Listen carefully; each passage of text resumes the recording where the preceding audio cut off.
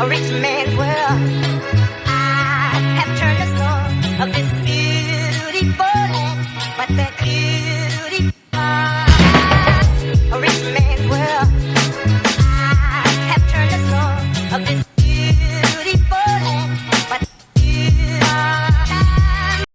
What up, everybody? Happy Wednesday. So I'm here today to talk about the mass decline of aid available from therapists, psychologists, and psychiatrists. People from all over the country are experiencing either no callbacks at all, new patients not being taken at this time, even secretaries stating someone will call you back, resulting in no callback at all, and or if they can take you, it has to be virtual. This is really causing a lot of chaos.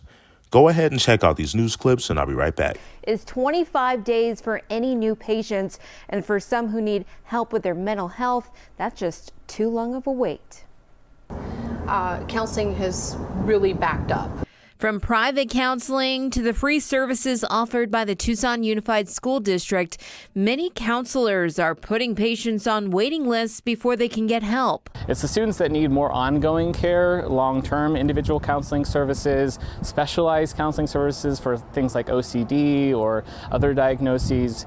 It becomes a real issue because there's not a whole lot of availability here in Tucson. Aaron Barnes, a psychologist here in Southern Arizona, says there's a shortage of counselors for many reasons, including burnout from the pandemic. It's taken a great toll on mental health providers. We went through the pandemic as well, and we were sitting in our homes providing counseling services. And so we've actually seen a mass departure of folks from our field. Arelis Velasquez with Bridges Counseling says she gets calls every day from patients who have been put off by long wait times or no answer at all. They're typically not able to reach someone, so when they call, they normally get a voicemail or don't get a hold of anyone within a week. And really, it takes a long time to make that first connection. Another issue many clients also face is keeping a counselor once they find one. Someone may get a one-on-one counselor maybe in 3 months, and then that's finding the counselor and then having the counselor stick with it. That's another issue for clients is, I had this counselor, was going great, well, now they're not here no more, now I got to find another counselor. Now, if you'd like to check out several of the mental health resources we have here in Southern Arizona, head to KGUN9.com. Heidi? Danelle, thank you. And one of those services, as Danelle just mentioned, is from Tucson Unified. It's for students and their family members, and you can sign up for their services through an online. Suffer from a mental illness in any given year, and kids are suffering too.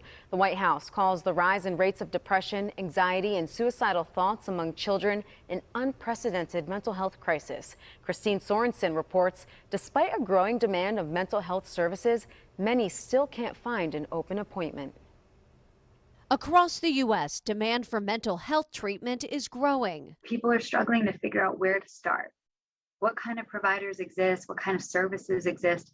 And how do you go about finding one? The Association of American Medical Colleges says there aren't nearly enough mental health providers to meet the demand of people who need help.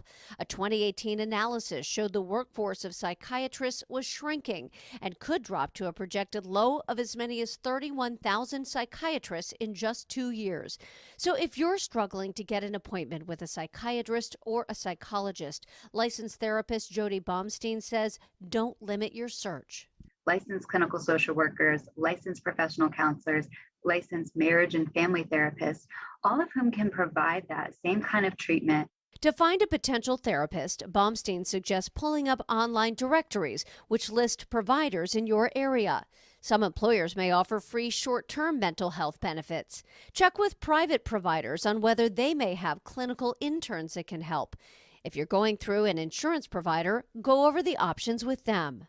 They might reimburse you for a portion of the cost to see an out-of-network provider. Talk to your primary care provider, too, or your child's pediatrician. They may have insight on clinicians in your community and can refer you. You can also talk to your child's school. There may be help available there. Finally, if you can't get an appointment right away, get on a waiting list. I'm Christine Sorensen, KDKA News. So by watching this, there's a big problem erupting out here, and this has happened since the pandemic. So on one note, patients can't get the help they need, and everyone's situation is different. based on their mental health. I mean, I've even contacted a few therapists to, get some stuff off my chest literally over a month ago with absolutely no callback whatsoever. Now, some folks are able to wait for an appointment and some are not. And again, this is based on their mental health status. And of course, on the flip side, there's a lack of empathy and consideration toward mental health professionals. Now, on one note, there's ample money to be made.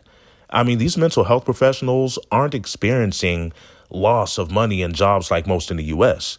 I mean, the money's booming, but no one takes into account the burnout that they experience, the rising rates of suicide, or their mental health. After all, they're humans too. And now customer service is taking a decline because of this, but that's a whole nother video though. Anyway, let me know what you think. How do you think this can be resolved? Do you think all of this is based off of what we've been through in the past 2 years, in regards to the pandemic? Do you think things will get better, so people can get the help that they need? Leave a comment, like, share, subscribe. Later. A rich man's world.